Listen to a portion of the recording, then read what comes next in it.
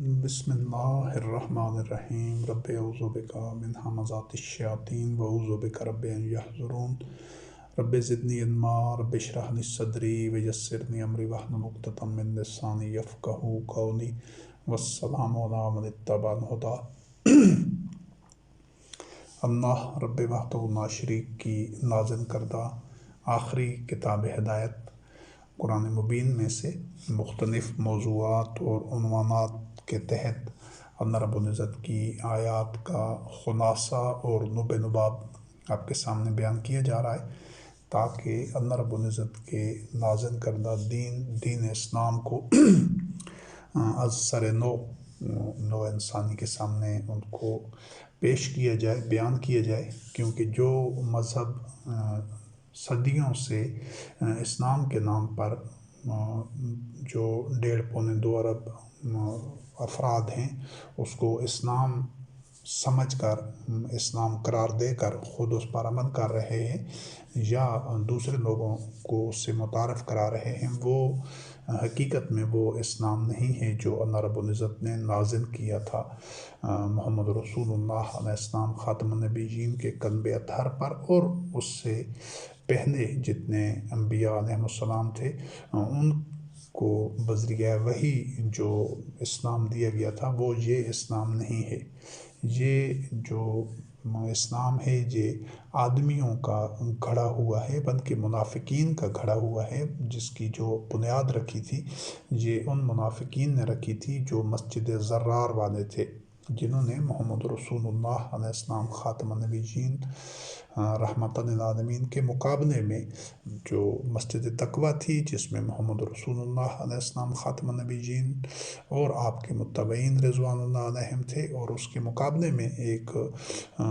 दुश्मनी की बुनियाद पर इस्लाम से, कुरान से, मोहम्मद रसूलुल्लाह अलैहिस्सलाम से दुश्मनी और अदावत की बुनियाद पर एक मस्जिद बनाई थी, वो मस्जिद ज़र्रार थी। वो मस्जिद ज़र्रार वाले मुनाफिकीन, उनकी यही सरगर्मियाँ थीं कि लोगों को अल्लाह की नाज़िल करदा वही कुरान मुबीन से दूर करना। वो ख़ुद भी कुरान मुबीन का इत्तबा नहीं कर रहे थे, उनके क़ुलूब में अल्लाह की आयात नहीं थी, और ज़ुबान से वो कह रहे थे, बज़ाहिर जो शआयर या मनासिक हैं दीन के, इबादत वग़ैरह, उन पर भी कारबान थे, ज़ुबान से इकरार भी कर रहे थे, अपने मुसलमान होने का, मोमिन होने का दावा भी कर रहे थे, लेकिन वो वही का यानी कुरान मुबीन का उस तरह इत्तबा नहीं कर रहे थे जिस तरह मोहम्मद रसूलुल्लाह अलैहिस्सलाम ख़ातमुन नबिय्यीन और आपके मुत्तबईन रिज़वानुल्लाह अलैहिम कर रहे थे। तो ये वहाँ से सिलसिला शुरू हुआ, और फिर मोहम्मद रसूलुल्लाह अलैहिस्सलाम ख़ातमुन नबिय्यीन की वफ़ात के बाद वो फैलता गया, और 2-2.5 सदियों में जहाँ तक हालात ख़राब हो चुके थे, ज़ुल्मात और जहालत इस हद तक वो अंधेरे फैल चुके थे कि लोग आम तौर पर इन्हीं आदमियों की, इन्हीं मुनाफिकीन और उनकी जो अगली नस्ल थी मुनाफिकीन की, उनकी खड़ी हुई बातों को मज़हब तस्लीम कर चुके थे, और उनको नाम दिया गया था अहादीस का, रवायात का, सुन्नत का। तो कुरान करीम से लोग दूर हो चुके थे। फिर जो रही सही कसर थी वो ये जो अहादीस को जमा करने वाले, ये जो इधर से अजम से गए, ये जो 6 अहादीस की मशहूर किताबें हैं, किताबें तो और भी इसके अलावा भी हैं, लेकिन जिसको ये कलमा गो कौम की जो अक्सरियत है वो उनको सही कहती है, जिसको सिहाह सित्ता कहा जाता है कि ये अहादीस की सही किताबें हैं, उन्होंने फिर मुख्तलिफ़ इलाक़ों में सफ़र करके लोगों से यही बातें पूछ कर जमा की, लाखों के हिसाब से जमा की, और उनमें से हज़ारों मुंतखब की, और बकाया को उन्होंने रद्द किया, नज़रअंदाज किया, और उनको अहादीस के मजमूए बनाकर ये जो सही बुखारी और सही मुस्लिम जिनको नाम दिए जाते हैं, ये जो लोग थे, इन 6 जो जिनको ये मशहूर किताबें हैं जो शिया फ़िरका की हैं, वो 4 इनसे अलग किताबें हैं। तो इन 6 के जो मौल्लिफ़ीन थे, जो जमा करने वाले थे, ये उस वक़्त की जो ईरानी सल्तनत थी یہ ازبکستان، نشاپور، بغداد اور ان علاقوں سے وہ گئے تھے، اور انہوں نے وہ سال ہا سال تک سفر کر کے وہ چیز جمع کی اور اس کو احادیث کی کتابوں میں لکھ دیا۔ پھر سب میں اختلافات تھے، سب کے اپنے اپنے مجموعے تھے، تو چونکہ یہ بشر کا کلام ہے تو اختلافات سے بھرے ہوئے ہیں۔ پھر ان میں سے بھی 6 میں سے بھی یہ 2 کو کہتے ہیں کہ زیادہ صحیح ہیں، جن کو صحیحین کہا جاتا ہے، بخاری اور مسلم کی جو مجموعے ہیں۔ اور یہ بھی جو حقیقت ہے کہ ان 2 کی بھی ہر حدیث کو سارے جو کلمہ گو قوم ہے وہ ٹھیک نہیں مانتے، وہ ان کو درست نہیں سمجھے، یعنی اتفاق نہیں کرتے کہ ان 2 کتابوں میں پہلے بہت ساری کتابوں میں سے 6 کو صحیح کہا، پھر ان 6 میں سے 2 کو صحیح کہا، اور ان 2 میں سے جتنی بھی ان میں احادیث ہیں ان کی ساری احادیث کو سارے کلمہ گو قوم کے افراد اور جو ان کے فرقے ہیں مختلف وہ صحیح نہیں مانتے، اپنے اپنے من پسند کی احادیث کا انتخاب کر لیتے ہیں، اور یہی چیز تفرقہ کی بنیاد ہے، یہی اختلافات کی بنیاد ہے، اور یہی شرک ہے۔ یہ سارا مذہب پھر اس کے بعد انہیں احادیث کی بنیاد کے اوپر یہ تقریباً محمد رسول اللہ علیہ السلام خاتم النبیین کی وفات کے کوئی 200-250 سال بعد یہ جو افراد گئے تھے جنہوں نے احادیث جمع کی تھی، یہ 200-250 سال بعد کا واقعہ ہے، اور ساری باتیں کہ فلاں نے فلاں سے سنا، فلاں نے فلاں سے پوچھا، فلاں نے فلاں سے، اور اس نے محمد رسول اللہ علیہ السلام خاتم النبیین کو یہ کرتے ہوئے یا یہ کہتے ہوئے سنا، اس طرح کے سارے یہ ضمنی چیزیں ہیں۔ اسی وجہ سے تمام فرقے اور جو مختلف ان کے خود ساختہ اکابرین ہیں، زعماء ہیں، وہ ایک دوسرے کی احادیث کو اور ان چیزوں کو تسلیم نہیں کرتے، رد کرتے ہیں، لیکن یہ سب ایک دوسرے کو مسلمان بھی کہتے ہیں۔ حالانکہ حقیقت یہ ہے کہ جس طرح اور یہ نقطہ بڑا ضروری ہے، اس کو سمجھنا، جب تک پوری طرح یہ نقطہ سمجھ نہیں آئے گا اس وقت تک اصلاح کا عمل ممکن نہیں ہے۔ جس طرح محمد رسول اللہ علیہ السلام خاتم النبیین کو آخری خاتم النبیین نہیں مانا جاتا، کہ یعنی اس کے بعد نبوت کا دروازہ بند ہو چکا ہے، اس کے بعد جو بھی 1400 سال میں جس نے بھی نبوت کا دعویٰ کیا کہ مجھ پر وحی ہوئی ہے، میں اللہ کا نبی ہوں معاذ اللہ، تو وہ کاذب ہے، جھوٹا ہے، اور اس کو رد کرنا ضروری ہے۔ اس کا دعویٰ وہ باطل ہے، کذب پر مبنی ہے۔ قیامت تک یہی اصول رہے گا۔ کیوں کہ قرآن کریم اللہ وحدہ لا شریک کی آخری کتاب ہے، اس کے بعد کتاب ہدایت نازل نہیں ہونی۔ قیامت تک یہی نوع انسانی کی ہدایت کے لیے واحد سرچشمہ ہے اور ماخذ ہے۔ اب محمد رسول اللہ علیہ السلام خاتم النبیین کی ختم نبوت کے بارے میں تو اتنا یہ ایک اس کا اظہار کرتے ہیں اور اپنے آپ کو اس سے پر کاربند قرار دیتے ہیں۔ یہ جو مسلمان قوم اپنے آپ کو مسلمان کہتے ہیں، ان کی اکثریت، اور بڑے شد و مد کے ساتھ یہ قوانین پاس کراتے ہیں اور اس کا اہتمام کرتے ہیں تاکہ کوئی بھی جو نبوت کا دعویٰ کرے تو اس کو رد کیا جائے، اور اس کو قابل سزا جرم قرار دیتے ہیں۔ اس کے ساتھ یہ اس سے بڑا جرم ایک اور کرتے ہیں، لیکن اس کا یہ اپنے مشرک ہونے کی وجہ سے اس جرم کی طرف لوگوں کو آنے نہیں دیتے، اور اس کا ایک جو ارتکاب ہے وہ اسی طرح بڑا ظلم ہے، جس طرح محمد رسول اللہ علیہ السلام خاتم النبیین کو کی نبوت کے بعد کسی اور کو نبی ماننا جرم ہے۔ اسی طرح اس بات کو اچھی طرح سمجھیے کہ قرآن کریم کے بعد کسی کتاب کو کتاب ہدایت ماننا، یا اس کتاب پر ایمان لانا، یا اس کی طرف رجوع کرنا، اس پر انحصار کرنا، یہ بھی اسی طرح جرم ہے۔ جب محمد رسول اللہ علیہ السلام کو خاتم النبیین ماننا ایمان کا لازمی جزو ہے، جو بندہ محمد رسول اللہ علیہ السلام خاتم النبیین کو خاتم النبیین نہیں مانتا وہ اسلام سے خارج ہے۔ کیونکہ یہ اللہ وحدہ لا شریک نے جب خاتم النبیین کی ایک مہر لگا دی ہے، ایک سلسلہ نبوت کو پائے تکمیل تک پہنچا دیا ہے، تو کسی بھی قیامت تک کوئی بھی بشر یہ اگر دعویٰ کرتا ہے یا وہ کہ اس کے بعد کوئی اور نبی آیا ہے یا آ سکتا ہے یا کسی پر وحی آ سکتی ہے، تو وہ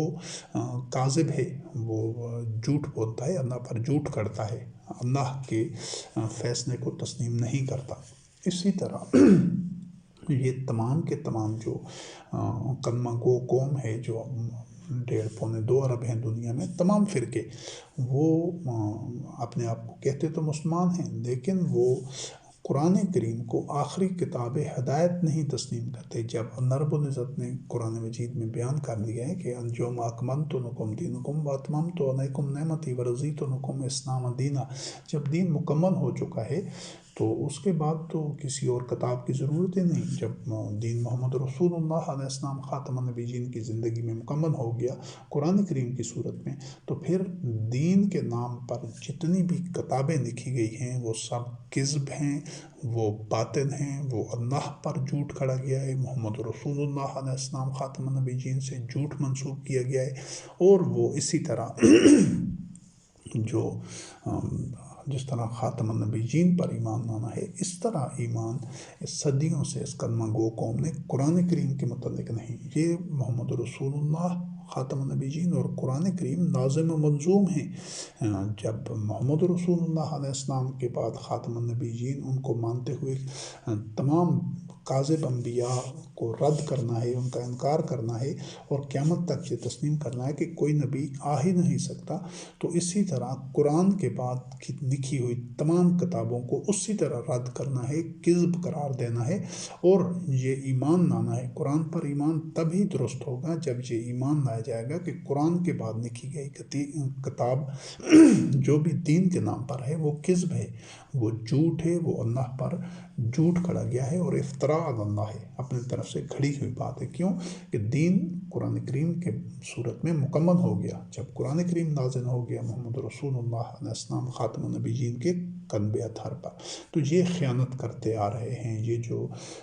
جتنی ذلت میں، جتنی رسوائی میں، جتنی لعنت اور عذاب میں، تفرقہ اور اختلاف میں اور زبان اور انحطاط میں یہ کلمہ گو قوم مبتلا ہے، اب سے نہیں صدیوں سے یہ طاغوت کا جو تختہ مشق بنے ہوئے ہیں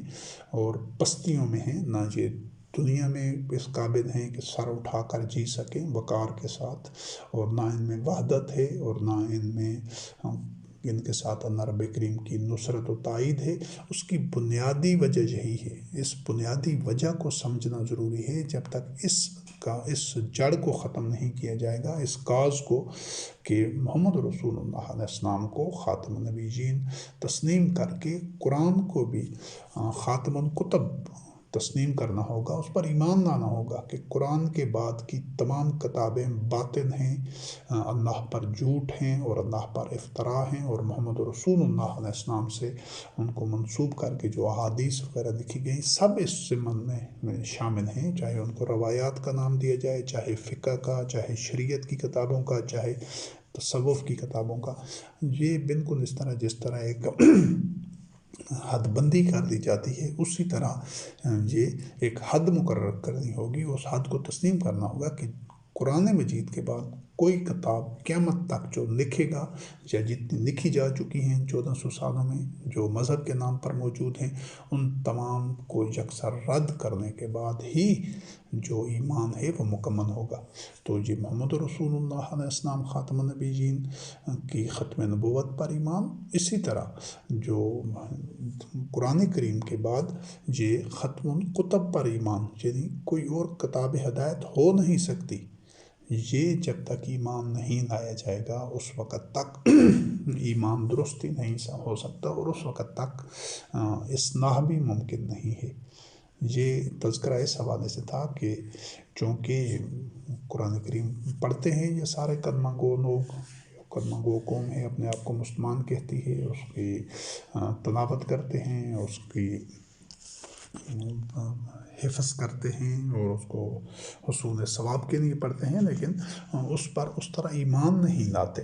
اگر قرآن کریم کے ساتھ اور کتابوں پر بھی ایمان لائے جائے، چاہے وہ حدیث کی ہوں، سنت کی ہوں، فقہ کی ہوں، شریعت کی ہوں، تصوف کی ہوں، جو بھی ہوں، تو قرآن مجید پر ایمان باطل ہو جاتا ہے، بالکل اس طرح جس طرح محمد رسول اللہ علیہ السلام خاتم النبیین کے بعد کسی اور نبی پر ایمان لانے سے محمد رسول اللہ پر ایمان باطل ہو جاتا ہے، بالکل اس طرح قرآن مجید کے بعد کسی بھی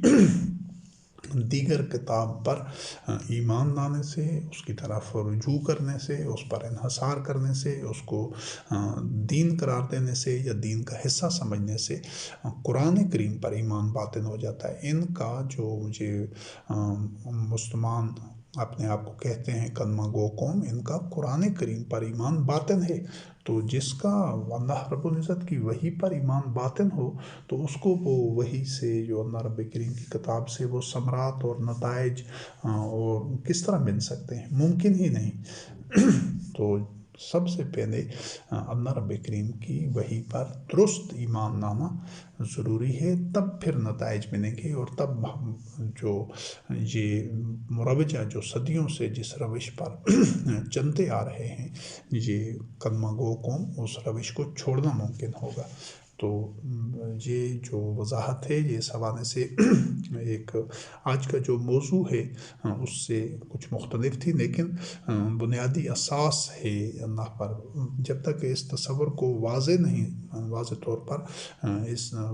کو درست نہیں کیا جائے گا، قرآن کریم پر درست تناظر میں اور ایمان نہیں لایا جائے گا، تو پھر اس کے علاوہ جو مروجہ طریقے پر قرآن کریم پر ایمان لانا ہے اللہ کی وحی پر، وہ ایمان باطن ہے۔ تو آج کی جو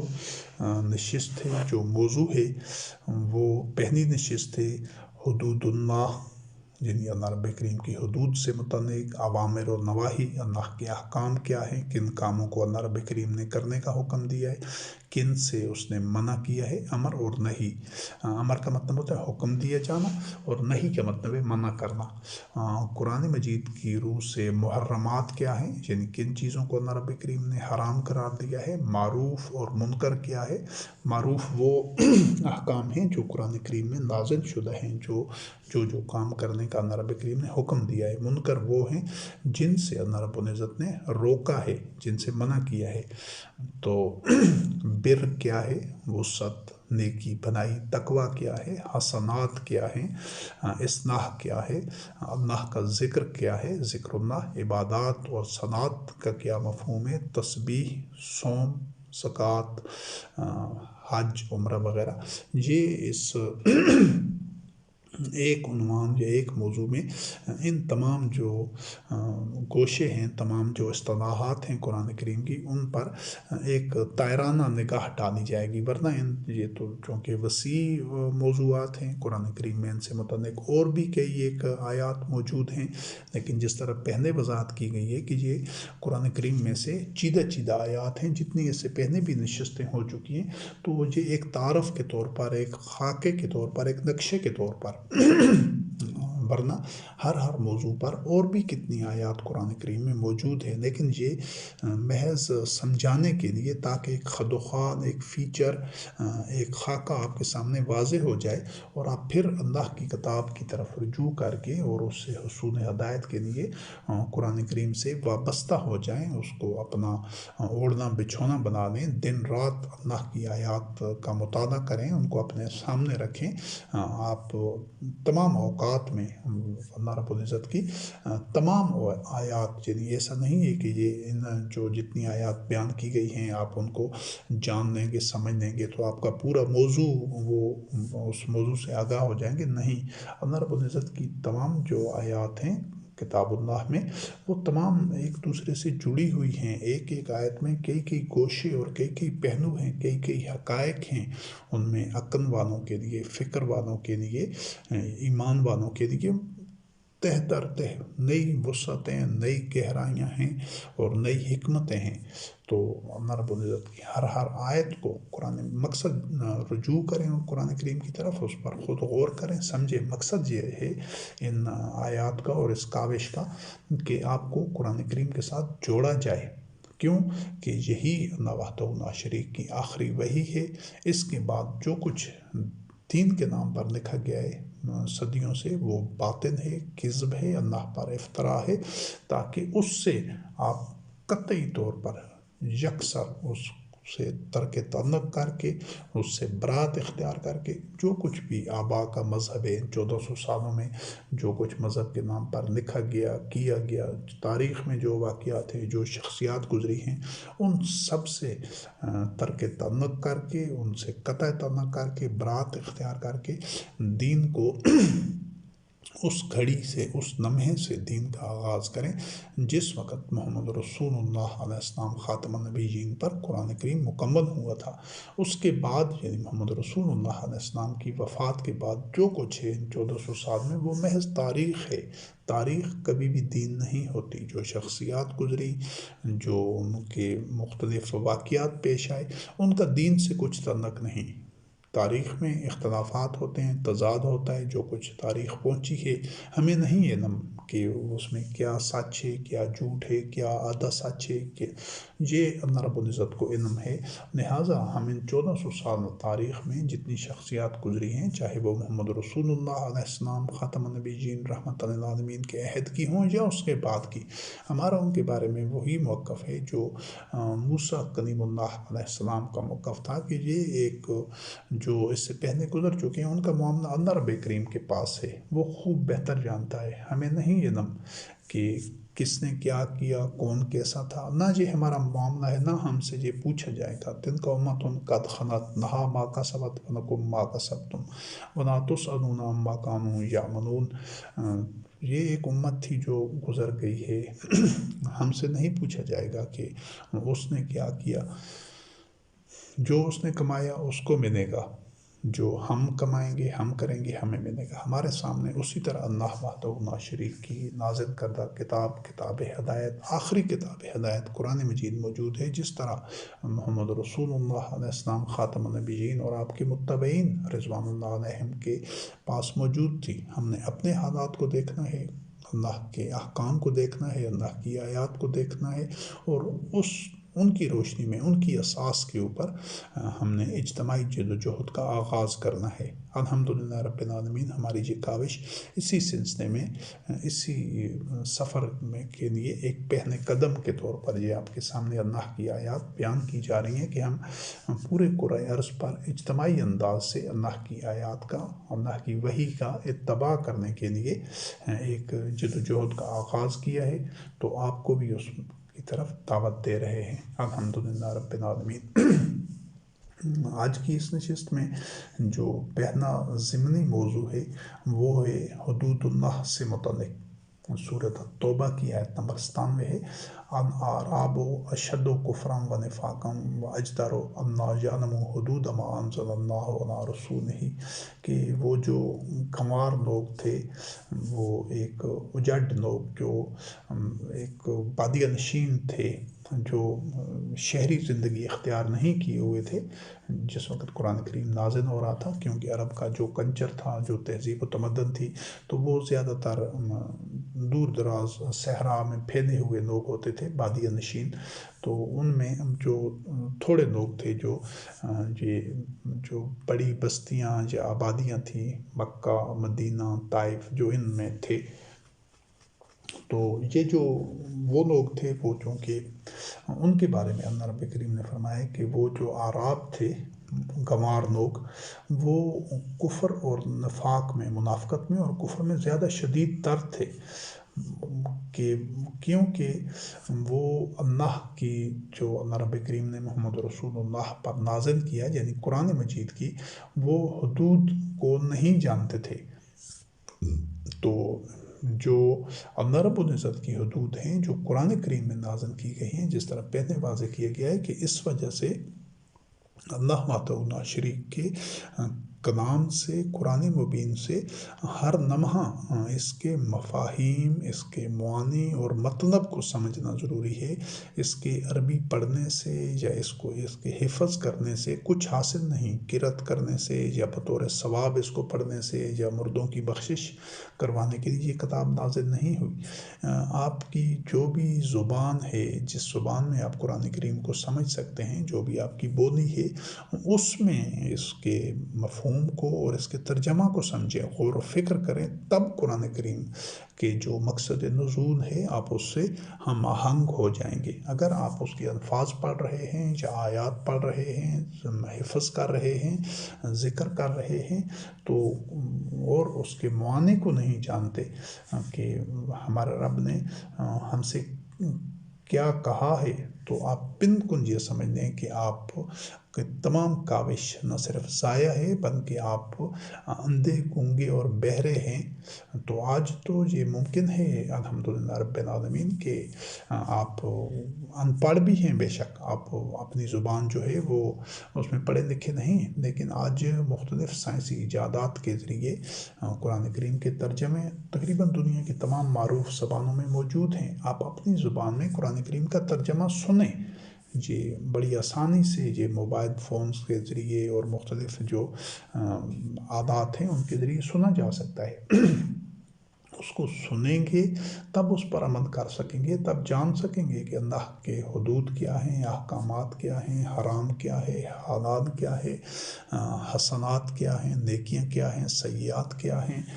خیر کیا ہے، شر کیا ہے، نور کیا ہے، ظلمات کیا ہیں۔ جب تک قرآن کریم کو اس طرح نہیں سمجھیں گے اور صرف آپ اس کی عربی پڑھتے ہیں یا آیات کا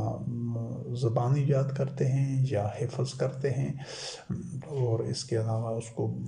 ثواب کے طور پر پڑھتے ہیں، تو آپ بالکل یوں سمجھ لیں کہ آپ کوئی جادو کی یا چھو منتر کی کتاب پڑھ رہے ہیں جس کا آپ کو حاصل کچھ نہیں۔ آپ اگر آگاہ نہیں ہیں قرآن کریم کے مفہوم، مطالب اور معانی سے کہ ہمارا رب ہم سے کہہ کے آ رہا ہے، اس کا حکم کیا ہے، اس کی حدود کیا ہیں، تو اس وقت تک قرآن کریم پر ایمان لانا یا قرآن کریم کا اس طرح اس کا عربی متن پڑھنا لیکن اس سے آگاہ نہ ہونا آپ کو کوئی فائدہ نہیں دے سکتا۔ محض عربی متن پڑھنا، اگر آپ اس سے آگاہ نہیں ہیں تو قرآن کریم کو محض چھو منتر کی یا جادو ٹونا کی کتاب کے طور پر رٹا نہیں لگانا، اور اس سے اس کی عربی پڑھنے سے کوئی ثواب حاصل نہیں ہے، اگر کوئی ثمرات نہیں ملیں گے، کوئی نتائج نہیں ملیں گے، اصلاح نہیں ہو سکتی اگر آپ کو اس کا ترجمہ، مفہوم اور مطالب کا علم نہیں ہے۔ آپ بالکل ان پڑھ ہیں پھر بھی ایک عہد کریں کہ پورے قرآن کریم کا ایک دفعہ نہیں، بار بار بار بار ہر دفعہ آپ اس کے معانی، مطالب اور مفاہیم کو سنیں گے، پڑھیں گے۔ پڑھ سکتے ہیں تو پڑھیں، سن سکتے ہیں تو سنیں۔ تفاسیر میں نہ جائیں، جو اس کے حاشیے ہیں قرآن کریم کے، جو ان کی وضاحتیں کی ہیں، کسی فرقے نے کیا وضاحت کی ہے، کسی نے کیا حدیث لکھی ہے، کسی نے کیا روایت لکھی ہے، ان کی طرف بالکل نہ جائیں۔ صرف قرآن کریم کا ترجمہ، جو متن کا ترجمہ ہے، اس کی جو عربی ہے، اس کے ترجمے کو سنیں، بار بار سنیں۔ جب ہر دفعہ آپ ایک دفعہ مکمل کر لیں پھر سنیں، آپ پر نئے حقائق آشکارا ہوں گے، آپ کا ذہن کھلتا جائے گا، آپ کے قلب کے اندر نور اور روشنی آتی جائے گی۔ پھر مکمل کر لیں، پھر سنیں، اپنے دن میں سے، شب و روز میں سے، اپنی مصروفیات کے باوجود، یعنی کسب معاش اور دیگر معاشرتی اور گھریلو ذمہ داریوں کے باوجود اس میں سے ٹائم نکالیں۔ اپنے جو لہو و لعب ہے یا فضول محفلیں ہیں، جو وقت کا ضیاع ہے، تو اس کو ترک کریں اور اپنے اوقات اللہ وحدہ لا شریک کی نازل کردہ آخری کتاب ہدایت کے معانی، مطالب اور مفاہیم کو، مفہوم کو سمجھنے کے لیے اپنا وقت نکالیں، اپنی زبان میں سمجھیں۔ تو اس طریقے سے تب آپ اللہ کی حدود کو جان سکیں گے۔ اگر نہیں جان سکیں گے تو آپ بالکل، جب حدود اللہ رب کریم کی جانتے ہی نہیں ہیں تو آپ کو تو شیاطین نے یرغمال بنایا ہوا ہے، اغوا کیا ہوا ہے۔ یہ جو مذہبی پیشوا ہیں، جو اپنی طرف سے گھڑے ہوئے مذہب کو ہر روز نت نئے اضافے کرتے جا رہے ہیں جس مذہب میں، وہ جو صدیوں پہلے منافقین نے ایک بنیاد رکھی تھی، اس پر یہ تعمیر بڑھاتے جا رہے ہیں، اور ان 1400 سال میں ہزاروں کتابیں لکھی جا چکی ہیں مذہب کے نام پر، حالانکہ قرآن کریم کے بعد کسی کتاب کی ضرورت ہی نہیں ہے، جس طرح محمد رسول اللہ علیہ السلام خاتم النبیین کے بعد کسی نبی کی ضرورت نہیں ہے، اسی طرح قرآن کے بعد کسی کتاب کی ضرورت ہی نہیں ہے دین کے نام پر۔ یہی قرآن کریم ہی کافی ہے، یہی مکمل ہے، یہی آسان تفسیر ہے۔ اس کا جب اپنے مقام پر اس کی ساری وضاحت کی جا چکی ہے، اپنے الگ موضوع سے جو ایمان سے متعلق ہے، قرآن کریم پر ایمان سے متعلق، وہ ساری وضاحت اس میں موجود ہے اس عنوان میں۔ تو یہ اللہ کی حدود کو اگر آپ نہیں جانیں گے تو آپ ساری زندگی جس طرح پہلی جو نسلیں تھیں جو جہالت میں اپنی زندگی گزار گئیں، ظلمات میں گزار گئیں، ان کو اللہ کے کلام کا، اللہ کی حدود کا علم بھی نہیں تھا، آپ بھی اسی طرح زندگی کے مقصد سے غافل رہتے ہوئے جہالت میں زندگی گزار جائیں گے، اگر آپ اللہ کی کتاب سے، قرآن مبین سے خود اپنے مطالعے، اپنے عقل و فکر اور شعور کی روشنی میں اس سے آگاہ نہیں ہوتے۔ بار بار اس کا مطالعہ کریں، مکمل کریں، پھر شروع کر دیں، پھر مکمل کریں، پھر شروع کر دیں، اور یہ سلسلہ آپ کی زندگی کے آخری سانس تک جاری رہنا چاہیے۔ تب آپ اللہ وحدہ لا شریک کی وحی کے ساتھ جو آپ کا وابستگی ہے، اس کا حق تو شاید پھر بھی ادا نہ ہو، لیکن آپ کی بھرپور کوشش ہوگی۔ تو اس سلسلے میں پہلے اللہ وحدہ لا شریک کی حدود کو سمجھنا ضروری ہے۔ جو نہیں جانتے تھے، جو ان کا علم نہیں رکھتے تھے، کیوں کہ وہ وہی جو عرب کا کلچر تھا، جو رسم و رواج تھا، وہ اسی پر جو باطل عقائد تھے انہیں پر چل رہے تھے، اور وہی کی تعلیمات سے ہی آگاہ نہیں تھے، تو وہ اسی وجہ سے کفر اور نفاق میں وہ روشنی ان کے قلوب میں آئی ہی نہیں تھی، تو اسی وجہ سے اس میں شدید درد تھے۔ تو اس کفر اور نفاق سے، شرک سے بچنے کے لیے سب سے پہلا جو اقدام ہے، جو پہلا مرحلہ ہے، وہ یہ ہے کہ اللہ کی جو حدود ہیں، جو اللہ کی آیات ہیں، جو اللہ رب کریم کی نازل کردہ وحی ہے، جو اللہ کا دین ہے، اس کو خود سمجھے۔ مولویوں کی یا مذہبی پیشواؤں کی یا دوسروں کی زبان سے سن کر بس اس کو ٹھیک سمجھ لینا، یا جو کچھ آبا و اجداد سنتے آئے ہیں، نہیں، آپ کو اللہ رب کریم نے خود اپنے عقل، فکر، شعور اور بصیرت دی ہے، اس کو بروئے کار لائیں۔ خود اللہ کی کتاب آپ کے لیے بھی اسی طرح ہے جس طرح محمد رسول اللہ علیہ السلام خاتم النبیین اور آپ کے متبعین رضوان اللہ علیہم اجمعین کے لیے تھی، اور 1400 سال پہلے جو لوگ گزر چکے ہیں، 1400 سال میں ان کے لیے بھی، اور قیامت تک آنے والے تمام انسانوں کے لیے اسی طرح اللہ رب کریم کا کلام یکساں آپ سے بھی اسی طرح مخاطب ہے۔ اللہ رب العزت جس طرح قیامت تک آنے والے اور 1400 سال میں گزرنے والے تمام انسانوں سے اللہ رب العزت مخاطب تھا، ان کو موقع ملا صدیوں کے 1400 سال کے عرصے میں، تو انہوں نے اس موقع کو گنوایا، اس اللہ رب کریم کے جو وحی ہے اس پر متوجہ نہیں ہوئے، اور یہ سارا یہ حالات اس پر شاہد ہیں کہ قرآن کریم کو نظر انداز کیا گیا، اس سے غفلت برتی گئی، بلکہ آدمیوں کے گھڑے ہوئے مذہب کے اوپر یہ صدیوں سے ساری جو اپنے آپ کو مسلمان کہتے ہیں یہ قوم، کلمہ گو قوم، یہ اسی پر چلتی رہی ہے، آدمیوں کے گھڑے ہوئے مذہب پر، اور قرآن کریم سے غافل رہی ہے، اس کو نظر انداز کیا ہے، تو اس کے نتائج بھی یہ خود دیکھ رہے ہیں، بھگت رہے ہیں۔ تو اگر ہم بھی ایسا ہی کریں گے تو ہمیں بھی وہی نتائج ملیں گے، ہم بھی اسی طرح واسط جہنم ہو جائیں گے۔ ہم سے بعد والے ایسا کریں گے، ان کو بھی یہی نتائج ملیں گے، صرف ان کے نتائج اور ثمرات تبدیل ہوں گے جو اللہ رب وحدہ لا شریک کی کتاب کا اس طرح اتباع کریں گے جس طرح محمد رسول اللہ علیہ السلام خاتم النبیین اور آپ کے متبعین رضوان اللہ علیہم کر رہے تھے۔ سورۃ المجادلہ کی آیات نمبر 3 اور 4 ہیں، وَالَّذِينَ يُظَاهِرُونَ، یہ جو حدود اللہ کے عنوان سے جو چیدہ آیات ہیں، ساری نہیں، چند آیات ہیں، حدود اللہ کے حوالے سے، تو اللہ وحدہ لا شریک کی حدود ہیں کیا، جن میں سے چیدہ چیدہ آیات کا تذکرہ ہے۔ وَالَّذِينَ يُظَاهِرُونَ مِن نِّسَائِهِمْ ثُمَّ يَعُودُونَ لِمَا كَانُوا فَتَحْرِيرُ رَقَبَةٍ مِّن قَبْلِ أَن يَتَمَاسَّا، یہ آگے آیات کا سلسلہ چل رہا ہے۔ فَصِيَامُ شَهْرَيْنِ کا ذکر ہے، اور اس کے بعد فَإِطْعَامُ 60 مسکینہ کا ذکر ہے، اور اس کے بعد اللہ رب کریم نے فرمایا ہے تِلْکَ حدود اللہ ہے وَلِلْکَافِرِینَ عَذَابٌ علیم۔ اس وقت جو جہالت پر کا ایک عرب کا جو تہذیب و تمدن تھی قرآن کریم سے کے نزول سے پہلے، جو ان کے رسم و رواج تھے، تو اس میں ایک یہ جاہلانہ رسم جو سمجھنے یا معاشرتی ایک روش تھی ان کی، کہ وہ خواتین کو کے متعلق کہہ دیتے تھے کہ یہ زہار، اس کے اصطلاح قرآن کریم میں جو استعمال ہوئی ہے، کہ وہ کسی کو، اپنی بیوی کو یا کسی خاتون کے متعلق یہ کہتے تھے کہ یہ میری ماں کے مشابہ ہے۔ اس سے وہ پھر یہ کہنے کے بعد یہ غصے میں آ کر یا انتقام کے طور پر یا کس طرح یہ غلط الفاظ کہہ دیتے تھے، اور پھر اس سے وہ جو ازدواجی تعلق تھا وہ منقطع ہو جاتا تھا، اور یہ ایک غلط رسم تھی۔ تو اس کو اللہ رب العزت نے اس کا رد کیا ہے اور واضح کیا ہے کہ جو لوگ زہار کرتے ہیں اور پھر یہ چونکہ غلط رسم ہے، غصے میں آ کر یا جہالت کی بنیاد پر وہ کہا جاتا تھا، تو اس کو اللہ رب کریم نے ان سے متعلق کہا ہے کہ جو لوگ یہ اس چیز کا ارتکاب کرتے ہیں کہ اپنی بیویوں کو اپنی ماں کہہ دیتے ہیں، اور پھر اس سے وہ ان کو احساس ہوتا ہے تو واپس آنا چاہتے ہیں کہ وہ جو انہوں نے کہا ہے کہ وہ جو ازدواجی تعلق ہے جو میاں بیوی کا ہے، اس کو بحال کریں اور اسی اپنی جو ان کی حالت ہے اس میں واپس آئیں، تو ان کے متعلق فرمائے کہ وہ غلام کو آزاد کریں، اپنے وہ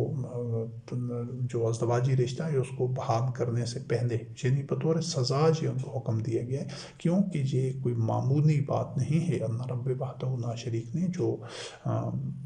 محرم اور نامحرم کے جو رشتے بنائے ہیں یا جو حدود و قیود مقرر کی ہیں، ان کو اس طرح مذاق کے انداز میں جو ان کو ہلکا لے کر جو ان کو اس طرح پامال کرنا، یہ انتہائی جہالت اور یہ ایک سطحی سوچ ہے۔ تو اس سے اللہ رب کریم نے جو روکنا تھا، اس معاشرے میں بھی لوگوں کی اصلاح کرنی تھی، اور قیامت تک آنے والے لوگوں کے لیے تو پھر اس کو ان حدود کو واضح کر دیا گیا ہے کہ کوئی اپنی طرف سے تم اس طرح کی غصے میں یا جہالت میں یا مذاق میں تم اس طرح کے غلط الفاظ بھی استعمال نہ کرو، غلط فیصلے نہ کرو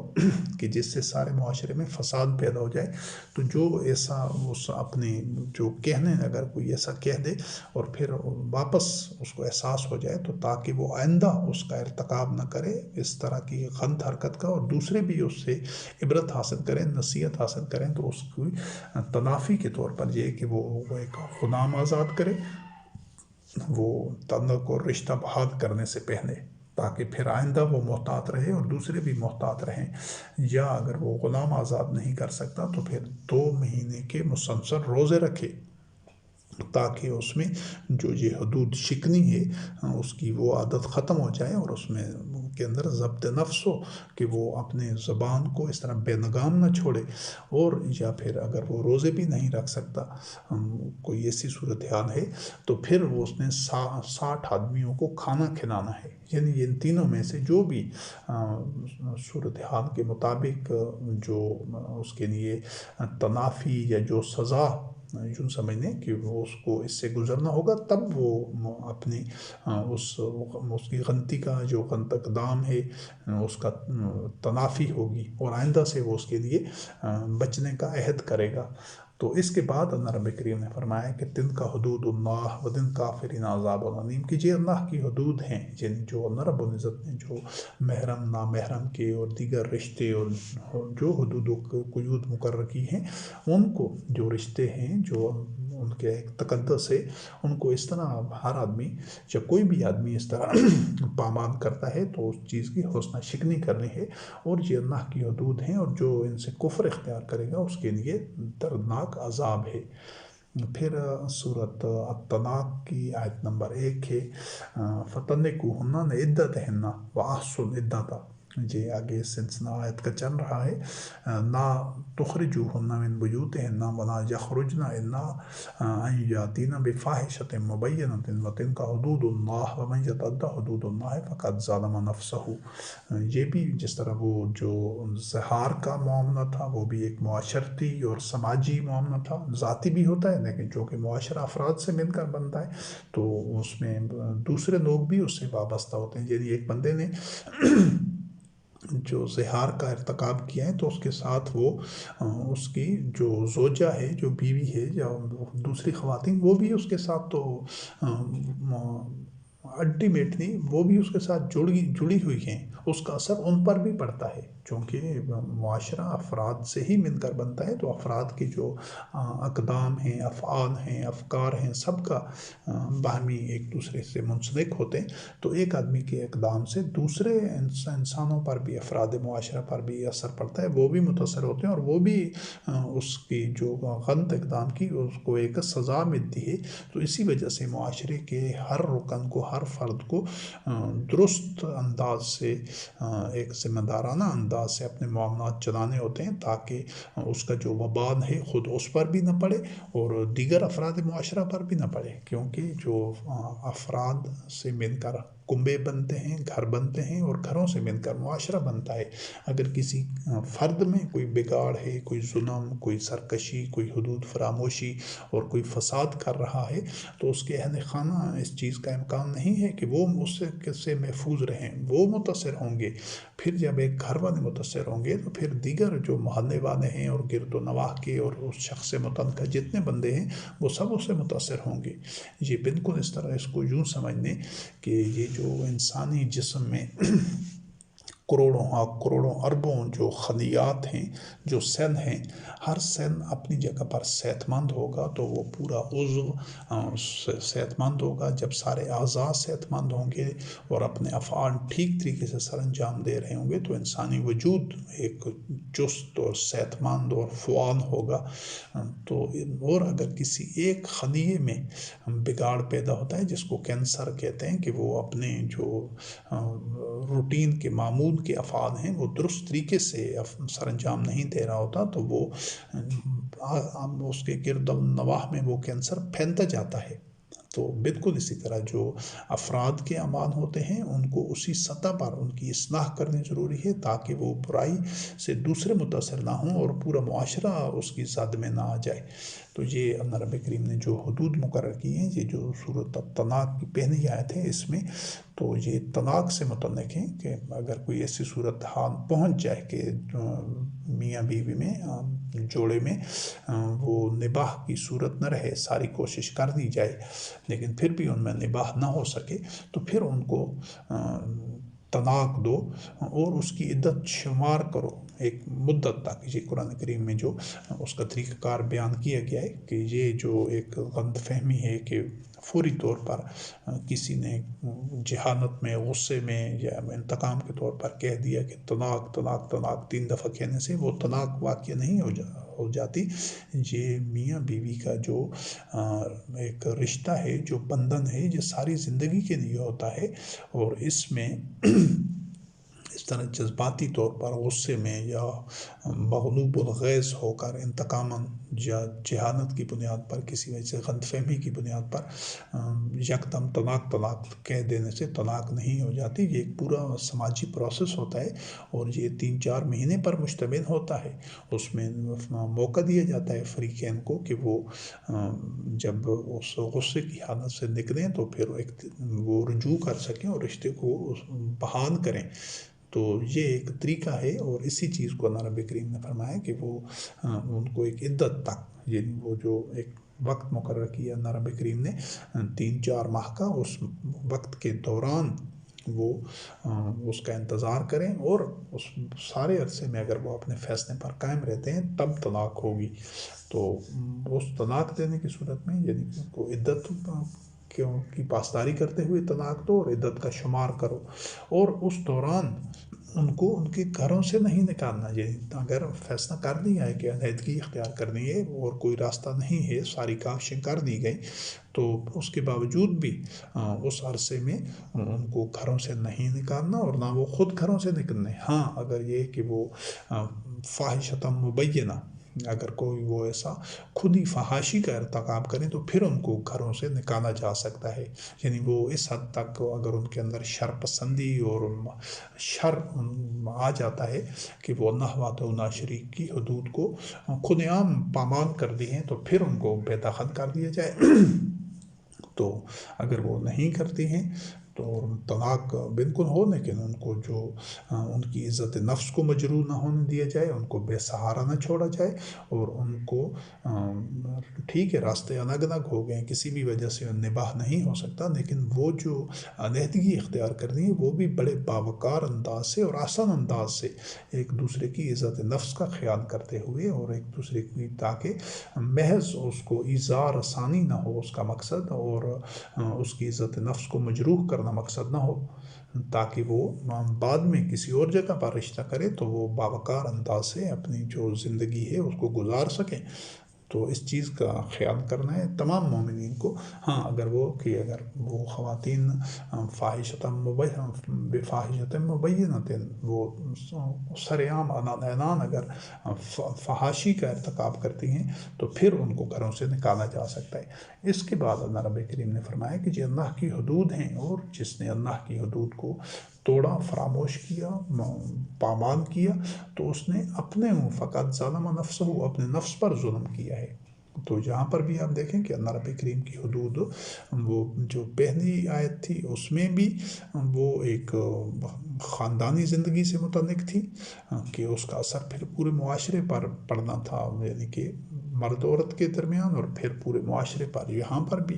جو اللہ رب العزت کی حدود کا تذکرہ ہے وہ میاں بیوی کے طلاق سے متعلق ہے. تو ان کے لیے بھی وہ جو گائیڈ لائنز، جو رہنما اصول اللہ رب کریم نے دیا ہے کہ علیحدگی کرنی بھی ہے تو آسان انداز سے کرنی ہے. ایسا نہیں کہ دوسرے کو نشان عبرت بنا کر یا خواہ اس کو اذیت دے کر بے وجہ. اگر اختلافات ہیں تو اختلافات کو حل کرنے کی کوشش کریں، اور پوری کوشش کریں کہ طلاق تک نوبت نہ آئے، کسی طرح معاملات سلجھ جائیں. اور یہ ایک معاشرتی ذمہ داری ہوتی ہے، یہ محض میاں بیوی کی ذمہ داری نہیں ہوتی ہے، پورے معاشرے میں کی یہ ذمہ داری ہے کہ وہ ان میں مفاہمت کے لیے بھرپور کردار ادا کریں. اور اگر کوئی غلط فہمی ہے، کوئی ناراضگی ہے، یا کوئی ایک فریق کسی حوالے سے دوسرے کے حقوق پورے نہیں کر رہا، غیر ذمہ دار ہے، اور وہ اللہ رب کریم نے جو رہنما اصول دیے ہیں وہ ان کو نظر انداز کر رہا ہے، تو معاشرہ اجتماعی طور پر ان کے تمام عزیز و اقارب اور معاشرے والے کوشش کریں کہ وہ جو فریق ایک یا دونوں وہ اعتدال کا راستہ چھوڑ رہے ہیں تو اس کو اعتدال کے راستے پر لائیں، تاکہ ان کی جو گھریلو زندگی ہے، ازدواجی زندگی ہے، اسی طرح چلتی رہے اور طلاق کی نوبت نہ آئے. لیکن اگر اس سب کاوش کوشش کے باوجود بھی ان میں مفاہمت نہیں ہو سکتی اور وہ علیحدگی پر ہی ایک اس علیحدہ ہونے کے نتیجے پر فیصلے پر پہنچ چکے، تو پھر ان کی علیحدگی بھی آسان انداز سے ہونی چاہیے. سورۃ النساء کی آیات 13 اور 14 یہ ترکہ کی تقسیم اور وراثت کے اصول سے متعلق ہے. وہ بیان کرنے کے بعد اللہ رب کریم نے فرمایا تلک حدود اللہ، یہ اللہ کی حدود ہیں. اور آگے اسی کے آخر میں ان آیات کے الفاظ ہیں وَمَن يَعْصِ اللَّهَ وَرَسُولَهُ وَيَتَعَدَّ حُدُودَهُ يُدْخِلْهُ نَارًا. تو یہ پہلے اس کی الگ سے وضاحت کی جا چکی ہے کہ قرآن کریم کا نازل ہونا، یہ جو اس پہلے کا جو موضوع تھا اس میں یہ اس گوشے کو اجاگر کیا گیا تھا کہ قرآن کریم جس ماحول میں نازل ہو رہا تھا، جو منظر تھا اس وقت، اس حوالے سے اللہ رب کریم اس پورے معاشرے کو، جب جو لوگ ایمان لا رہے تھے ان کو قرآن کریم کے نازل ہونے سے پہلے وہ تباہی کے گھڑے کے کنارے پر تھے، اور پھر اللہ وحدہ لا شریک نے وہی بتدریج نازل کرتے کرتے کرتے اور لوگوں کی ایک تزکیہ نفس اور ان کی اصلاح کرتے ہوئے ان کو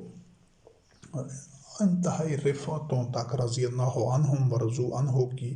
معراج تک اللہ رب العزت لے کر گیا، جو لوگ وہی کا اتباع کر رہے تھے۔ تو وہ لوگ جو تباہی کے گھڑے کے کنارے پر تھے، اس پستیوں سے نکال کر ان بلندیوں تک لے جانے کا جو عمل تھا وہ ایک ایسے معاشرے میں ہو رہا تھا، ایک ارتقاء کا جو سفر تھا کہ جس معاشرے میں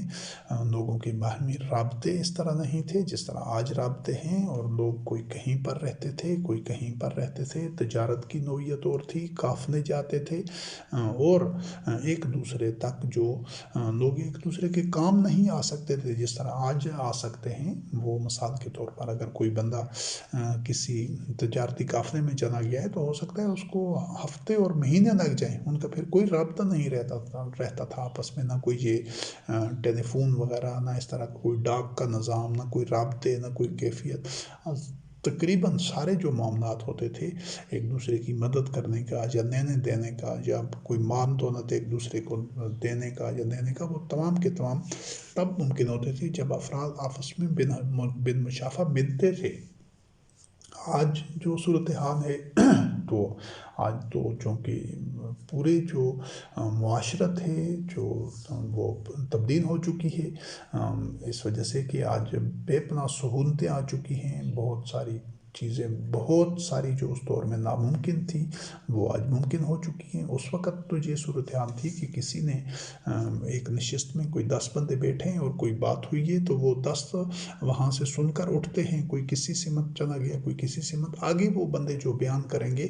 تو ہر ایک کی اپنی علمی سطح کے مطابق جو معاملہ وہاں پر اس نشست میں 10 آدمیوں کی موجودگی میں جو چیزیں زیر بحث آئیں، گفتگو ہوئی، وہ 10 آدمیوں نے سنی، تو آگے وہ جو 10 بندے مختلف بندوں کو جا کر بتائیں گے، تو ان کے بتانے میں اور ان کے فہم میں 10 آدمیوں کی اپنی علمی سطح، اس کے فہم، اس کی سمجھ کے مطابق وہ جو آگے وہی بات، وہی معاملات بیان کریں گے، تو آگے سمجھنے والے تمام بندے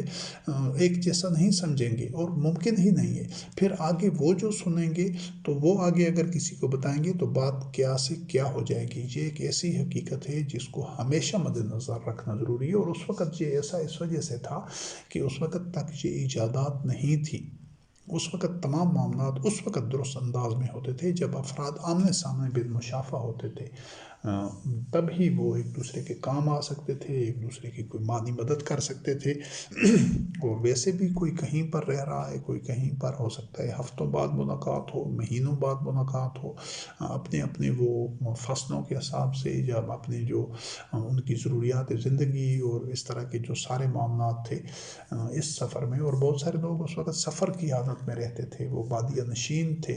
تو اس سارے تناظر میں جو احکام قرآن کریم کے نازل ہوتے رہے، جن میں وراثت کے احکام تھے، جن میں قرض کے لین دین کے احکام تھے، وہ اس وقت کی حالات اور ان کے تقاضوں سے متعلق تھے، جو اس وقت صورتحال درپیش تھی۔ لیکن جوں معاشرہ ایک اجتماعی نظم میں آتا گیا، اور خصوصی طور پر جب ہجرت کرنے کے بعد مومنین مکہ سے مدینہ چلے گئے، اور مہاجرین اور انصار کے درمیان وہ جو الفت اور اخوت کے ذریعے جو ایک باقاعدہ حکومتی سٹرکچر قائم ہو گیا، ایک مملکت تشکیل پا گئی، تو اس کے بعد معاملات کی بالکل نوعیت مختلف ہو گئی، کیونکہ پھر سارے مومنین اکٹھے ہو گئے بیشتر، تو ان کے پھر معاملات بہت آسان ہو گئے ایک دوسرے کے سارے معاملات میں۔ تو یہ آج کے دور میں وہ معاملات اس سے بھی آسان ہیں۔ آج اللہ رب کریم نے جو انسان کو صلاحیت دی ہے، اس کی ایجادات اور یہ جو مواصلات ہیں، رسم و رسائل ہیں، ایک دوسرے کے ساتھ رابطے ہیں، تو آج تو دنیا کے کسی کونے میں اگر کوئی مومن بیٹھا ہوا ہے، کوئی یورپ میں ہے، امریکہ میں ہے، خلیجی ممالک میں ہے، مشرق وسطیٰ میں سے لے کر ایشیا اور مشرق بعید تک ہیں، تو وہ 24 گھنٹے ایک دوسرے کے ساتھ رابطے میں رہ سکتے ہیں، اور وہ جو درست جو بات کہی جا رہی ہے وہ اسی لمحے اسی بات کو سمجھ سکتے ہیں۔ سب तब कोई गलतफहमी नहीं होगी। अगर दर्जनों, बीसियों, सैकड़ों लोग, हज़ारों, लाखों, करोड़ों लोग जुड़े हुए, वो एक ही बात, एक ही फैसला, एक ही मामले को यकवक़्त देख रहे होंगे, सुन रहे होंगे, समझ रहे होंगे कि क्या कहा जा रहा है, क्या करना है और क्या मामला दरपेश हैं। इसके अलावा माली उमूर में आज जिस तरह मुमकिन हो चुका है कि जो एक दूसरे के तमाम मोमिनीन एक दूसरे के माली ज़रूरियात की तकमील के लिए, तावन के लिए, अल्लाह की राह में ख़र्च करने के लिए, तो वो कोई कहीं पर भी बैठा है तो वो अपने सेल फ़ोन के ज़रिए, बैंक अकाउंट के ज़रिए दुनिया के किसी कोने में मौजूद मोमिनीन की मदद कर सकता है। और एक इज्तमाई पूल और बैतुल-माल की तश्कील आज के दौर में बड़ी आसानी से मुमकिन है कि जहाँ पर पूरी दुनिया के तमाम मोमिनीन का जो ज़रूरत से ज़ायद माल है उसमें जमा हो, और जिस मोमिन को जहाँ पर भी जो ज़रूरत हो वो बग़ैर बताए उस तक पहुँचाई जा सकती है, ताकि उसको सवाल करने की या अपनी ज़रूरत पेश करने की नौबत ही ना आए, ख़ुदकार अंदाज से उस तक पहुँच जाए बतौर हक़। ये पिछली नशिस्त में भी इस चीज़ को वाज़ेह किया गया। तो ये कुरान करीम में जो वरासत के उसूल हैं, जो कर्ज़ का लेन देन है और जो इस तरह के सदक़ात से मुतल्लिक़ है, उफ़्फ़ से मुतल्लिक़ है, ये अहकामात उस तनाज़र में है। आज भी अगर कोई ऐसा मुआशरे आज से कुछ 100 साल पहले, 500, 1000 साल पहले जो उस नहज पर थे, तो बिल्कुल उन्होंने उन्हीं जो अहकामात पर अमल करना था। ये इसकी पूरी वजाहत पहले की जा चुकी है कि जब पानी नहीं होता तो तयम्मुम के हुक्म पर अमल करना होता है, जब पानी आ जाता है तो फिर वज़ू और गुस्ल के हुक्म के ऊपर, जब हालात मुयस्सर ना हो, बिल्कुल कोई इम्कान ना हो और ज़िंदगी को ख़तरा ना हो, तो फिर हराम खाया जाता है। जब हालात बन जाए तो फिर हराम के खाने की इजाज़त नहीं है। और इसी तरह जब तक क़ुव्वत नहीं होती तो तब ही वो ईज़ा बर्दाश्त की जाती है और क़ताल से अपने आप को रोका जाता है। फिर जब क़ुव्वत जमा हो जाती है और इस काबिल होते हैं मोमिनीन कि वो अपना दिफ़ा कर सकें और ज़ुल्म को रोक सकें, तो फिर उस वक़्त ईज़ा बर्दाश्त करने वाले हुक्म पर अमल नहीं करना होता, फिर मैदान में आना होता है और दुश्मन को, तागूत को, अल्लाह के दुश्मन को, इंसानियत के दुश्मन को उसके जुल्म से रोकना होता है, अपना दिफा करना होता है क़ुव्वत के ज़रिए। तो ये जो आसान अंदाज से वही का इत्तबा करना है, ये अपने सूरत हाल को देख कर के कौन से अहकाम अल्लाह रब्बुल करीम के हर तरह के अहकाम है, हर तरह के मुआशरे के लिए, हर तरह की सूरत हाल के लिए, तो ये देखना होता है कि दरपेश सूरत हाल में ज़मीनी हक़ाइक़ की रोशनी में कौन से अहकाम पर अमल करना आसान है। ये जो उलिल अम्र होता है, इमामुल मुत्तकीन होता है, इमामुन नास होता है, वो मुशावरत से ऐसा करता है कि इन हालात में अल्लाह रब्बुल करीम के किस हुक्म पर अमल करना आसान है, नताइज के हवाले से, दरपेश सूरत हाल और चैलेंजेस के हवाले से। तो ये जो अल्लाह रब्बुल करीम का एक हुक्म है, ये अपना कुलिल अफ़्व कि जो ज़रूरत से ज़्यादा है वो दे दो। यकीनन ये उस वक़्त मुमकिन है इस हुक्म पर अमल करना जब एक बाकायदा नज़म बन चुका हो। इतने जो जिस वक़्त नज़म बन चुका था, एक इस्लामी हुकूमत तश्कील पा चुकी थी, वो सब एक दूसरे के दुख सुख में, एक दूसरे की गमी खुशी में हर वक़्त साथ रहते थे, जुड़े होते थे और ज़रूरियात से आगाह थे, तो फिर तो ज़रूरत से सब ने ज़्यादा दे देना होता था। लेकिन एक बंदे जो उससे पहले इब्तदा में कहीं बादिया नशीन हैं, बहुत दूर रह रहे हैं, अरसे तक फिर सफ़र में चले जाते हैं, तो फिर उनको अपनी ज़रूरियात से कुछ ज़्यादा भी अपने पास रोकना होता था। और ये कर्ज़ का लेन देन और इस तरह दूसरे लोगों के साथ मामलात हैं, जो वरासत के उसूल हैं, वो सब उस वक़्त तक अपनाई हो रहे थे। लेकिन अब जबकि मोमिनीन ज़रूरत से ज़्यादा दे देंगे एक दूसरे के लिए, तो फिर उनके ये जो वरासत के अहकाम हैं या कर्ज़ का लेन देन है आपस में, ये सारे जो अहकामात हैं उस वक़्त वो लागू नहीं होंगे, क्योंकि वो तो सबकी जो ज़िम्मेदारी होगी ज़रूरियात की, बुनियादी इंसानी ज़रूरियात की, वो तो मुआशरे की होगी, वो तो मुश्तरका इज्तिमाई ज़िम्मेदारी होगी। तो ये उनके तरक़ा के जो अहकामात तक़सीम से मुतल्लिक़ थे। कोई मर जाता है तो उसकी जो वसीयत करना है और जो तरक़ा है उसके अहकामात के मुतल्लिक़ अल्लाह रब्बुल करीम ने वो बयान करने के बाद फरमाया, तिल्का हुदूदुल्लाह, ये अल्लाह की हदूद हैं। यानी जिस तरह जो अल्लाह रब्बुल करीम ने तरक़ा की तक़सीम के सिलसिले में जो रहनुमाई दी है जिन आयात में, तो उनकी पासदारी करना थी। और जो अल्लाह وَمَن يَعْصِ اللَّهَ وَرَسُولَهُ، جو اللہ اور رسول کی نافرمانی کرتا ہے اور اللہ کی حدود کو توڑتا ہے تو اس کی سزا جہنم ہے۔ اور اللہ اور رسول کی تو پہلے وضاحت کی جا چکی ہے کہ وہ جو اسلامک اسٹیٹ ہوتی ہے، جس میں اسلامی حکومت ہوتی ہے، اسٹرکچر ہوتا ہے جس میں مومنین مشترکہ طور پر وہی کا اتباع کر رہے ہوتے ہیں، وہی اللہ اور رسول کی جو حکومت ہوتی ہے۔ اور یہ ایسا نہیں کہ یہ صرف محمد رسول اللہ علیہ السلام خاتم النبیین رحمۃ للعالمین کے عہد کی بات ہے کہ اس دور میں اللہ اور رسول کی حکومت تھی جو اس کی اطاعت کرنا تھی، نہیں، اللہ اور رسول کی جو اصطلاح ہے، جو حکومت ہے، جو اسٹرکچر ہے، قیامت تک کے مومنین نے اسی کو قائم رکھنا ہے، قائم کرنا ہے۔ اور یہ اللہ کی اطاعت ایسا بھی نہیں ہے کہ وہ صرف قرآن کریم کی صورت میں ہے اور رسول کی اطاعت معاذ اللہ یہ احادیث، روایات اور سنت کی صورت میں ہے۔ یہ جو دوئی ہے، یہ جو سنویت ہے، یہ اسی باطن مذہب نے پیش کی ہے، گھڑی ہے، ورنہ اللہ اور رسول کی اطاعت ایک ہی ہے، وہی کا اتباع اجتماعی طور پر۔ اور جو آدمی ان سب میں، ویسے تو اس چیز کی وضاحت کی جا چکی ہے کہ ہر مومن اللہ کا رسول ہوتا ہے، ہر مومن اللہ کا رسول ہوتا ہے اور اس کو ہونا چاہیے۔ اگر وہ اللہ کا رسول نہیں ہے تو وہ مومن نہیں ہے، کیونکہ اس نے اللہ رب کریم کی آیات پر خود عمل کرنا ہے اور لوگوں تک پہنچانی ہے۔ اس نے اللہ رب العزت کی آیات کے علاوہ ایک لفظ بھی نہیں پہنچانا، نہ اس کو دین قرار دینا ہے اور نہ اس پر عمل کرنا ہے، تو وہ اللہ کا رسول ہے۔ اور محمد رسول اللہ علیہ السلام خاتم النبیین تھے، خاتم المرسلین نہیں تھے۔ اللہ کے جو رسول ہیں یہ قیامت تک یہ باقی رہیں گے اور ہر مومن اللہ کا رسول ہوگا، اور یہ فریضہ رسالت ہے۔ یہ جو محمد رسول اللہ علیہ السلام کو خاتم النبیین قرار دے کر یہ خود ساختہ اصطلاح ہے، باطن اصطلاح ہے، اور اس کا مقصد یہ ہے کہ قیامت تک اور کوئی اللہ کی آیات بیان نہ کرے۔ یہ اللہ کے دشمن اور وحی کے دشمن، قرآن مجید کے جو دشمن ہیں، وہ خاتم المرسلین پر یقین رکھتے ہیں اور وہ کہتے ہیں کہ محمد رسول اللہ علیہ السلام کے بعد رسالت کا بھی خاتمہ ہو گیا، کار رسالت، منصب رسالت نہیں۔ ہر مومن منصب رسالت پر ہوتا ہے، اس نے اللہ کی آیات کو لوگوں تک پہنچانا ہے۔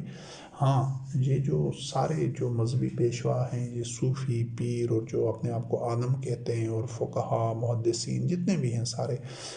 یہ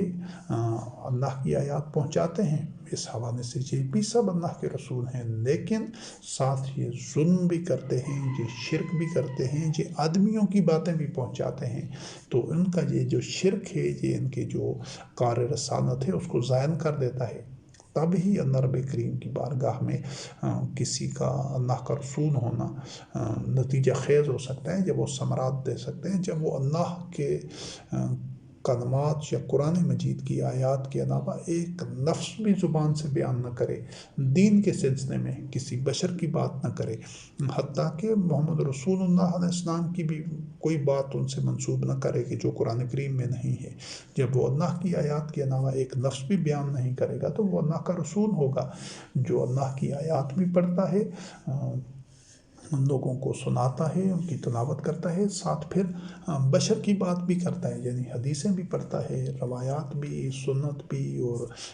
جو ان کے خود ساختہ ائمہ ہیں ان کے اقوال و افعال بھی، ان کے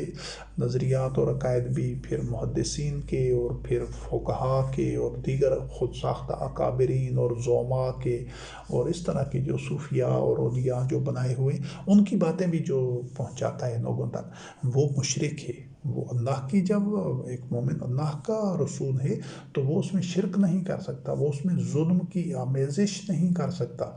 کیوں کہ اللہ کی آیات حق ہیں، اور دین کے نام پر جو اللہ کی آیات کے علاوہ 1400 سال میں جو کچھ لکھا اور گھڑا کیا ہے وہ افتراء ہے اور کذب ہے، جھوٹ ہے، وہ اللہ پر گڑی ہوئی باتیں ہیں، چاہے ان کو محمد رسول اللہ علیہ السلام سے منسوب کیا گیا اور چاہے اس کو کوئی بھی نام دیا گیا ہو۔ تو ہر مومن اللہ کا رسول ہوتا ہے، اور جو مومنین ایسا، چاہے وہ چند افراد ہوں، چاہے لاکھوں کروڑوں اربوں کی تعداد میں ہوں، اور ایسا اجتماعی نظام تشکیل دیتے ہیں کہ جس میں ہر مومن کار رسالت ادا کرتے ہوئے اللہ کا رسول ہوتا ہے، اور وہ اپنے درمیان میں سے ایک امام کا انتخاب کرتے ہیں جو ہیڈ آف دا اسٹیٹ ہوتا ہے، امام المتقین ہوتا ہے، امام الناس کی اصطلاح بھی قرآن کریم میں ہے، تو وہ سب مل کر اس کی اطاعت کر رہے ہوتے ہیں، اور یہ جو اجتماعی نظام ہوتا ہے یہی اللہ اور رسول کی اطاعت ہے۔ رسول علیہ السلام کی اطاعت حدیثوں کے ذریعے نہیں ہے، روایات اور سنت کے ذریعے نہیں ہے، یہ دو اطاعتیں نہیں ہیں۔ محمد رسول اللہ علیہ السلام خاتم النبیین کے عہد میں بھی ایک ہی اطاعت ہوتی تھی، صرف اللہ کی وحی کا اتباع کرتے تھے تمام مومنین مل کر، بشمول محمد رسول اللہ علیہ السلام خاتم النبیین، وہ بھی ایک ہی اطاعت تھی اللہ کی وحی کی، محمد رسول اللہ علیہ السلام کی الگ سے کوئی ذاتی اطاعت اس دور میں بھی نہیں تھی اور نہ قیامت تک ہو سکتی ہے۔ وہ تو خود بار بار اعلان کر رہے تھے کہ ان اتبع الا ما یوحی الی وما ینطق عن الہوی ان هو الا وحی یوحی، کہ میں تو خود اس کا اتباع کرتا ہوں کہ جو مجھ پر وحی کیا گیا ہے، یعنی قرآن کریم، اور ہم اپنی طرف سے تو کوئی نطق یعنی کلام کرتے بھی نہیں تھے دین کے معاملے میں، جو اللہ کی وحی ہوتی تھی وہی بیان کرتے تھے، کیونکہ آپ اللہ رب کریم کے نبی بھی تھے اور رسول بھی تھے علیہ السلام۔ پھر وہ جو نبوت کا سلسلہ ہے وہ پائے تکمیل تک پہنچ چکا کہ آپ علیہ السلام خاتم النبیین تھے، اور جو رسالت کا سلسلہ ہے وہ تو قیامت تک چلنا ہے، ہر مومن کو اللہ کا رسول ہونا ہے۔ تو یہ اللہ اور رسول کی اطاعت کی حقیقت ہے۔ اس نشست کو ادھر ہی مکمل کرتے ہیں، کیونکہ اگلی جو آیات ہیں وہ کافی ساری آیات ہیں مسلسل، تو انشاءاللہ العزیز اگلی نشست میں ان آیات کا مطالعہ کریں گے، ان کا لب نواب اور خلاصہ آپ تک بیان کریں گے۔ والسلام علی من اتبع الہدی۔